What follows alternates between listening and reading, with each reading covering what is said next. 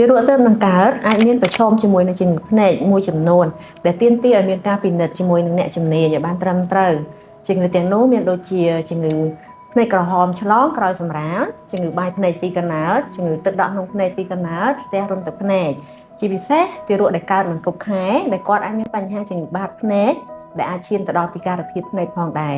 ដូច្នេះហើយចំពោះទីរក់ស្ទើបនឹងកើតទាមទារឲ្យមានការពិនិត្យភ្នែកជាចាំបាច់ដើម្បីឲ្យប្រកាសថាភ្នែកគាត់មិនមានបញ្ហាអ្វីហើយបើសិនជាគាត់មានបញ្ហានោះយើងអាចធ្វើការព្យាបាលបានទាន់ពេលវេលាហើយឲ្យមានប្រសិទ្ធភាពផងដែរប៉ាម៉ាក់មួយចំនួនតែងតែបារម្ភថាការមើលភ្នែករបស់កូនគាត់អាចធ្វើឲ្យមានផលប៉ះពាល់តែតាមពិតការពិនិត្យភ្នែកមិនមានផលប៉ះពាល់ទេហើយក៏ប្រើរយៈពេលមិនដល់5នាទីផងតែដែលយើងប្រើឧបករណ៍ដែលសមស្របសម្រាប់ភ្នែករបស់គាត់ដែលពន្លឺភ្លើងដែលចាំងពិនិត្យទៅលើភ្នែករបស់គាត់ហ្នឹងក៏មិនមានផលប៉ះពាល់ទៅលើភ្នែករបស់គាត់ដែររាល់ទីរក់ទាំងអស់គួរទទួលការពិនិត្យភ្នែកជាមួយគ្រូពេទ្យភ្នែកជំនាញយ៉ាងហោចណាស់ឲ្យបាន2ដង